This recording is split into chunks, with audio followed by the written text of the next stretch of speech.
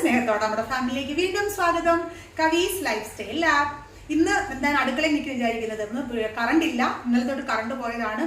Full മഴയാണ്. ഞാൻ ഉച്ചയ്ക്ക് ഷോർട്ട് വീഡിയോ ഇട്ടിരുന്നില്ലേ? അപ്പോൾ ഫുള്ള് മഴയാണ്. മഴയെന്ന് വെച്ച് കഴിഞ്ഞാൽ ഒരു രക്ഷയില്ല. ഏത് സമയവും അകത്ത് വെള്ളം വരാൻ പറ്റുന്ന രീതിയിൽ ഫ്ലഡ് വെള്ളം കയറിക്കൊണ്ടിരിക്കുകയാണ്. നിങ്ങൾ എല്ലാവരും പ്രാർത്ഥിക്കുക.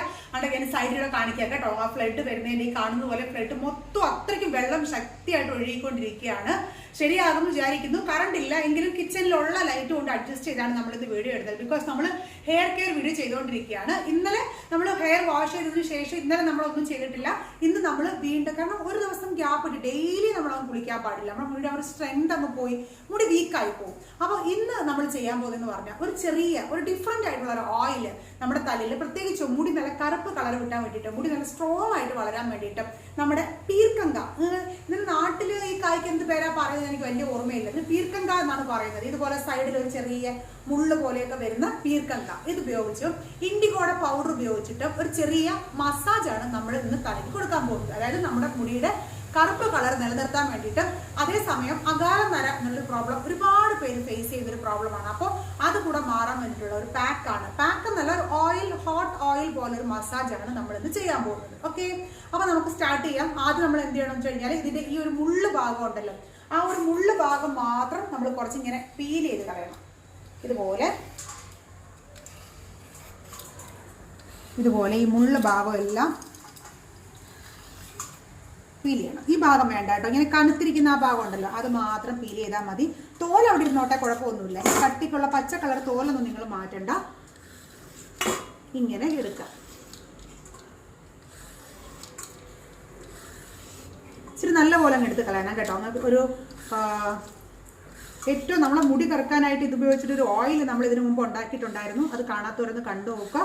അത് നമ്മുടെ മുടി വളർച്ചയ്ക്കും ഒക്കെ സഹായിക്കുന്ന ഒരു ഓയിലാണത്.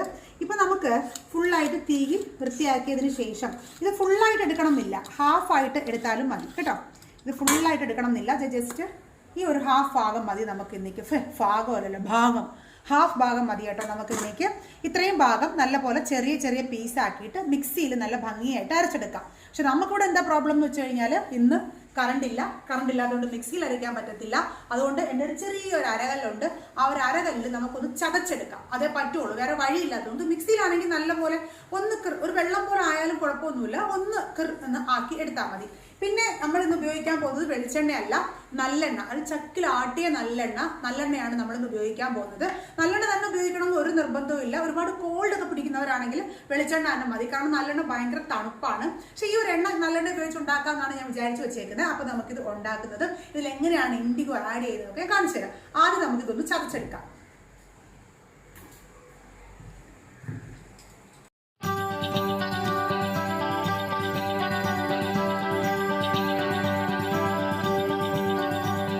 ഇപ്പം ഞാൻ അരച്ചെടുത്തിട്ടുണ്ട്.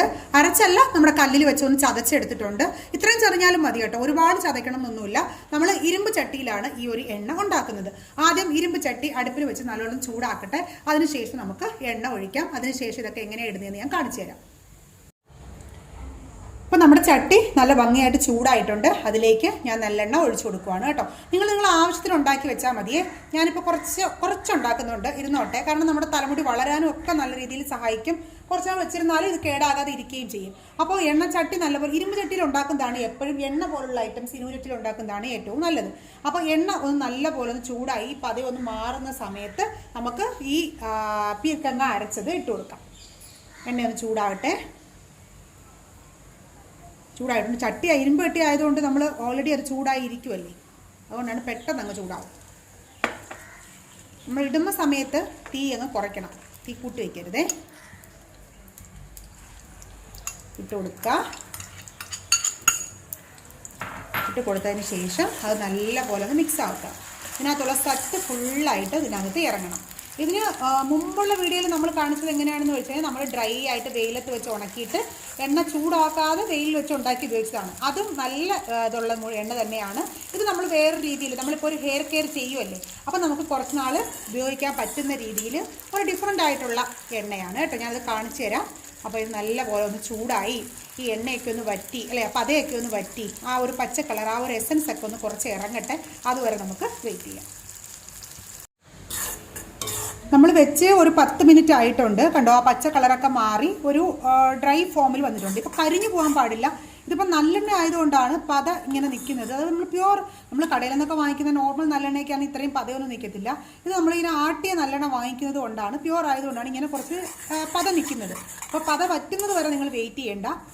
ഈ ഒരു പരുവ നമ്മൾ കുറേ ഇട്ടതല്ലേ, ഈ ഒരു പരുവായിട്ടുണ്ട്. ഇപ്പം നമുക്ക് എന്ത് ചെയ്യണമെന്ന് വെച്ച് കഴിഞ്ഞാൽ നമ്മുടെ ഇൻഡിഗോ പൗഡർ ഉണ്ടല്ലോ, ഇൻഡിഗോ പൗഡർ നമ്മൾ ഇതിലേക്ക് ആഡ് ചെയ്യണം. ഒരു വലിയ ഒരു സ്പൂണും ചെറിയ ഒരു സ്പൂണും അത്രയും സൈസിന് ഒരു 1.5 സ്പൂണ് ഇൻഡിഗോ പൗഡർ ഇതിലേക്ക് നല്ല പോലെ ഒന്ന് മിക്സ് ചെയ്ത് കൊടുക്കാം. മിക്സ് ചെയ്ത് കൊടുത്തതിന് ശേഷം ഒരു 2 മിനിറ്റ് ഒന്ന് വെയിറ്റ് ചെയ്യുക. ആ ഇൻഡിഗോ പൗഡറിൻ്റെ സത്ത് ഒന്ന് ഇറങ്ങാൻ വേണ്ടിയിട്ട് ഒരു 2 മിനിറ്റ് വെയിറ്റ് ചെയ്തതിന് ശേഷം നമുക്ക് തീ ഓഫ് ചെയ്യാം. ഒരു 2 മിനിറ്റ് കേട്ടോ, അതൊന്ന് ഇതാകട്ടെ. ആ ഇൻഡിഗോ ഇടുമ്പോഴത്തേക്ക് ഒന്ന് പതഞ്ഞ് വരും. ആ ഒന്ന് പിടിക്കുമ്പോഴത്തേക്ക് നമുക്ക് അപ്പോൾ തന്നെ ഇതങ്ങ് ഓഫ് ചെയ്യാം. ഇപ്പോൾ ഇൻഡിഗോ ഇട്ടിട്ട് 2 മിനിറ്റ് ആയി. ഞാൻ തീ ഓഫ് ചെയ്തിട്ടുണ്ട്. തീ ഓഫ് ചെയ്തിടുമ്പോൾ ഇൻഡിഗോ ഇടുമ്പം തന്നെ നമ്മുടെ ആ എണ്ണയ്ക്ക് ഒരു നല്ലൊരു പച്ച കളർ വരും. ഇനി ഇത് നല്ലപോലെ തണുത്തതിന് ശേഷം നമുക്ക് അരിച്ച് വേറെ കുപ്പിയിലോട്ട് മാറ്റാം. നല്ലപോലെ തണുക്കണം. തണുത്തതിന് ശേഷം മാത്രമേ അരിച്ച് മാറ്റാൻ പാടുള്ളൂ. അതിനുശേഷം എന്താണ് ചെയ്യേണ്ടതെന്ന് ഞാൻ കാണിച്ചു തരാം കേട്ടോ. ഇതിപ്പോൾ നല്ലപോലെ തണുക്കട്ടെ. ഇപ്പം നമ്മൾ എണ്ണ ഉണ്ടാക്കുന്നതിൻ്റെ കൂടെ നമ്മുടെ സ്കിന്നും കൂടെ നമ്മൾ ശ്രദ്ധിക്കണമല്ലോ. അപ്പം ദേ ഇവിടെ സൈഡിൽ ഞാൻ കുറച്ച് നമ്മുടെ അരി കഴുകിയ വെള്ളം, എന്തായാലും ചോറുണ്ടാക്കുവാണ്, അപ്പോൾ അരി കഴുകിയ വെള്ളം കുറച്ച് എടുത്തിട്ടുണ്ട്. അതിലേക്ക് നമ്മുടെ സ്കിൻ വൈറ്റനിങ് പാക്ക് ഞാനൊന്ന് തൈരിൽ മിക്സ് ചെയ്തല്ലേ നിങ്ങളെ കാണിച്ചേ.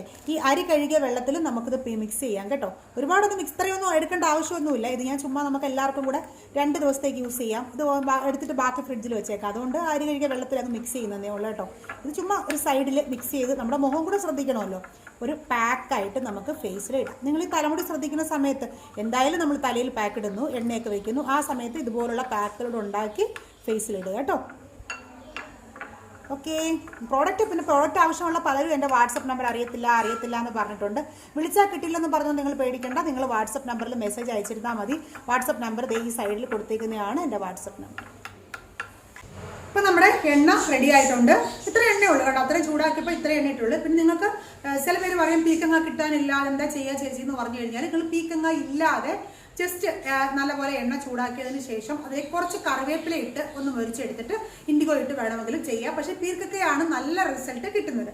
ഇപ്പം നമ്മൾ എന്താ ചെയ്യാന്ന് വെച്ചാൽ, ഇന്നും നമ്മൾ തല വാഷ് ചെയ്യുന്നില്ല. ഒരു വൈകുന്നേരം സമയമാകുമ്പോൾ വേണം ഈ ഒരു മസാജ് ചെയ്യാനായിട്ട്. 2 ദിവസം നമ്മൾ തല വാഷ് ചെയ്യുന്നില്ല. ഇന്നലെ നമ്മൾ മെനിങ്ങാന്ന് ഇൻഡിഗോയൊക്കെ ഇട്ട് ഹെയർ വാഷ് എല്ലാം ചെയ്ത് കഴിഞ്ഞിട്ടുണ്ട്. ഇന്നലെ നമ്മൾ മുടി ഫ്രീ ആയിട്ട് വിട്ടു. ഇന്നും നമ്മൾ മുടി ഫ്രീ ആയിട്ട് വിടാൻ പോവുകയാണ്. പക്ഷേ നമ്മുടെ ഉച്ചിയിലെ ആ ഭാഗങ്ങളിലെല്ലാം നമ്മൾ ഈ ഓയിൽ ഒന്ന് മസാജ് ചെയ്ത് കൊടുക്കാനായിട്ട് പോവുകയാണ്. ചിലരൊക്കെ ചോദിക്കും, ചേച്ചി ഒരേ ഓയിൽ കണ്ടിന്യൂസ് ആയിട്ട് യൂസ് ചെയ്തില്ലെങ്കിൽ നമുക്ക് മുടി കൊഴിച്ചിലുണ്ടാവുമോ, അങ്ങനെയൊക്കെ പ്രോബ്ലം. അതൊക്കെ ചുമ്മാതാണ് കേട്ടോ. ഞാൻ എല്ലാ ഓയിലും ഒക്കെ ഉപയോഗിക്കാറുള്ള ആളാണ്. അത് പ്രശ്നമുണ്ടെന്ന് എനിക്ക് തോന്നിയിട്ടില്ല. ഇപ്പം ചെറിയ ഒരു ചൂടുണ്ട്. കാരണം ആ ഒരു ചൂടോടുകൂടി നമുക്ക് അവർ മസാജ് കൊടുക്കാം. ജസ്റ്റ് എന്തെങ്കിലും ഒരു കോട്ടൺ എടുത്തതിന് ശേഷം നമ്മൾ ആ എണ്ണയിൽ ഒന്ന് മുക്കിയിട്ട് നമ്മുടെ ഓരോ തലയുടെ ഓരോ ഉച്ചി ഭാഗങ്ങളായിട്ട് എടുത്ത് നല്ല ഭംഗിയായിട്ട് ഇതുപോലെ മസാജ് കൊടുക്കാം. എല്ലാ ഭാഗത്തും മസാജ് ചെയ്യണം കേട്ടോ. മസാജ് ചെയ്യുമ്പോൾ നോക്കി പതുക്കെ നമ്മുടെ ഹെയറിൻ്റെ റൂട്ടിൽ നല്ലതായിട്ട് നമുക്ക് വരുന്ന മുടി നല്ല കറുത്ത് വളരാൻ വേണ്ടിയിട്ട്, മുടി വേര് നല്ല ശക്തിയായിട്ടിരിക്കാൻ വേണ്ടിയിട്ടുമാണ് നമ്മൾ ഇങ്ങനെ ചെയ്യുന്നത്. അപ്പോൾ നല്ലപോലെ കോട്ടൺ എടുത്ത് എല്ലാം താഴെ വരെ ചെയ്യണം. നിങ്ങൾ മുടിയിലോട്ട് അധികം ചെയ്യേണ്ട. മുടിയിലോട്ട് ഒരുപാട് എണ്ണയിട്ട് അങ്ങനെ മസാജ് ചെയ്യേണ്ട കാര്യമില്ല. തലയോട്ടിയിൽ ഫുള്ളായിട്ട് മസാജ് ചെയ്തതിന് ശേഷം കയ്യിൽ ഒരു ചെറിയ ഡ്രോപ്പ് എടുത്തിട്ട് നമ്മുടെ മുടിയുടെ താഴോട്ട്, ഇപ്പോൾ അടുക്കളയായതുകൊണ്ട് ഞാൻ ഓരോ ചെയ്യുന്നില്ല കേട്ടോ, നമ്മുടെ മുടിയുടെ താഴോട്ട് ഇതുപോലെ നല്ലപോലെ ഒന്ന് മസാജ് ചെയ്ത് കൊടുത്തിട്ട് നല്ല കോംബ് ചെയ്ത് മസാജ് ചെയ്യുമ്പോൾ ഇതുപോലെ കൈ അകത്തിട്ട് റൗണ്ടായിട്ട് മസാജ് ചെയ്യാം. ഒരുപാട് മുടി കൊഴിച്ചിലുള്ളവരാണെങ്കിൽ ഒരിക്കലും തല മാക്സിമം മസാജിങ് കുറച്ചിട്ട് നമ്മുടെ അടിഭാഗത്ത് ഇതുപോലെ മുകളിലോട്ട് ഇങ്ങനെ ചെറുതായിട്ട് ഒന്നിങ്ങനെ വരഞ്ഞു വിട്ടാൽ മാത്രം മതി.